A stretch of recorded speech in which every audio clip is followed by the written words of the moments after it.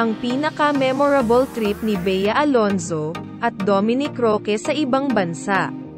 Ang paglalakbay ay isa sa mga pinakamahusay na paraan upang tunay na makilala ang isang tao. At totoo ito para sa dating mag-fiancé, sina Bea Alonzo at Dominic Roque. Bago ang kanilang high-profile breakup ay naging sanhi ng pag-iingay sa internet. Ang dating mag-fiancé ay nagsaya sa kanilang ibinahaging escapade, paglulubog sa kanilang sarili sa inang kalikasan, pagtuklas ng mga nakatagong hiyas, at pagyakap sa napakaraming kultura. Habang nagdadalamhati ang mga tagahanga sa paghihiwalay ng dalawa, balikan natin ang kanilang mga hindi malilimutang paglalakbay sa ibang bansa. Japan. Ang Land of the Rising Sun ay mayroong espesyal na lugar sa puso ni Bea at Dominic. Ito ang kauna-unahang dayuhang bansa na magkasama nilang na-explore bilang magkaibigan noong 2019. Simula noon, namulaklak ang kanilang pagkakaibigan, at naging paulit-ulit na destinasyon ng mag-ex-fiancé ang Japan. Kapansin-pansin, sinalubong nila ang bagong taon sa Japan sa loob ng dalawang magkasunod na taon, 2023 at 2024, na nagpapatunay na ang bansa ay talagang isang espesyal na lugar para sa kanila. Ibinahagi ng dalawa ang isang hindi malilimutang sandali sa Mount Moiwa sa Sapporo, 2 araw pagkatapos ng Pasko ng 2023. Habang tinatakan nila ang kanilang pagmamahala ng Love Lock, isang kilos na na-immortal ng caption ni Bea. Sumulat siya, na inilathala ng ganito. Nagpasya kami ni Dom na maging cheesy at kumuha ng Love Lock at inilagay ito sa mga rehas. Sabi nila good luck daw for lovers, tinapon na namin yung key, pang forever na to. Italy. Noong Oktubre taong 2023, naglakbay sina Bea at Dominic sa Italia at niyakap ang kagandahan ng mga makasaysayang lungsod.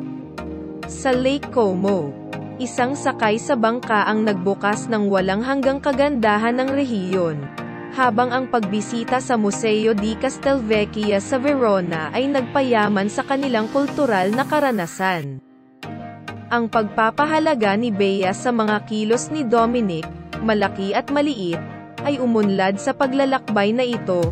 Kami ay sumakay ng tren mula Lugano hanggang Milan, at mula sa Milan, kailangan naming sumakay ng isa pang tren upang makarating sa Florence. Pagkatapos ay umarkila kami ng kotse at nagmaneho patungong Tuscany. Bagaman tumulong ako, ginawa ni Dom ang lahat ng mabigat na pag-angat at pinamamahala ang imaneho ang sasakyan. Natutuwa kaming malaman na ang magandang hotel na villa na aming nabook na tutuluyan ay isang UNESCO World Heritage Site. And we stuffed our faces with their handmade pasta and perfectly cooked bistecca under the moonlit olive trees. Ito ay tiyak na mapupunta sa aking pangunahing memorya. Ang paglalakbay ng magkasama bilang isang mag-fiancé ay nagpapahintulot sa iyo na matuklasan ang iba't ibang panig ng iyong kapareha. Nadudurog pa rin ang puso ko kapag tinulungan ni Dom ang matandang babae na buhatin ang kanyang malita sa tren. Ang paraan ng pag-aalok niya na kunan ng litrato ang mag-asawang nadedaanan namin at nangako na padadalhan sila ng high-res na bersyon ng larawan, at basta. Ang paraan ng pagpunta niya sa hotel sa umaga upang ipagtimpla ako ng isang tasa ng kape.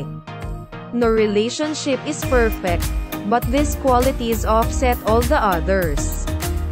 It's the little things that make me love him more. California, USA.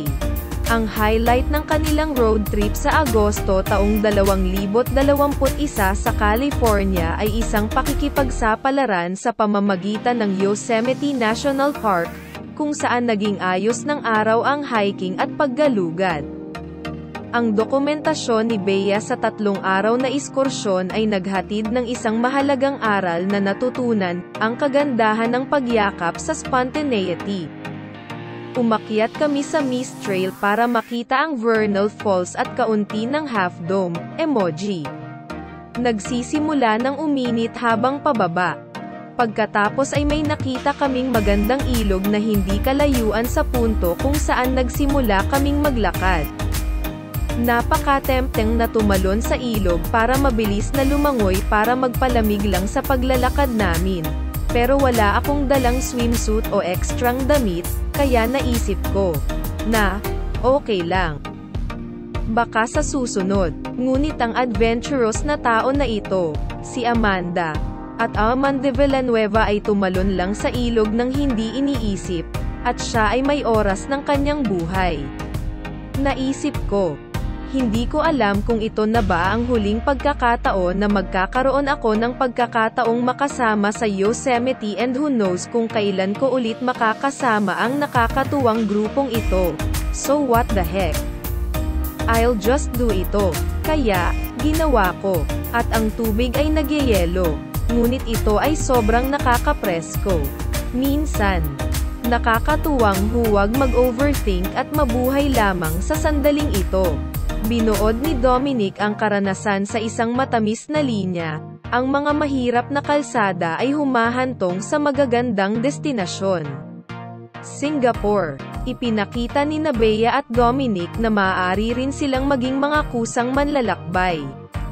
Noong ika-26 ng Hulyo taong 2023, nag-upload si Bea ng isang Instagram reel na nakakuha ng kanilang spur of the moment na food crawl sa Lion City, Singapore. Ang kaibig-ibig na video ng dalawang sampling masasarap na pagkain ay naipost kasama ang caption na, "Kami ay nagdiwang ng kanyang birthday at ang aming kamakailang pakikipag-ugnayan." Literal na tumakbo sa airport pagkatapos ng GMA gala. "We barely made it to our flight. Our trip was short but one of the most unforgettable." Bea also expressed how Dominic's love language manifests through acts of service. Check out the clip where he was ironing my clothes, ganyan po siya magmahal. Switzerland. Tinaguri ang land of chocolates at napapalibutan ng marilag na tubig at ang sikat na Swiss Alps mountain range. Ang Switzerland ay nakatayo bilang isang hindi mapaglabanan na destinasyon kabilang sina Bea at Dominic.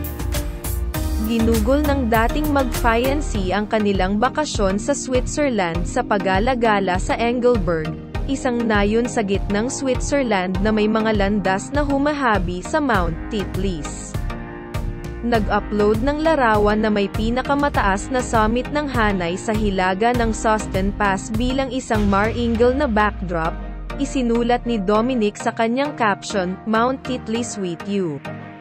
Last photo for me. Loving your smiles here, hon."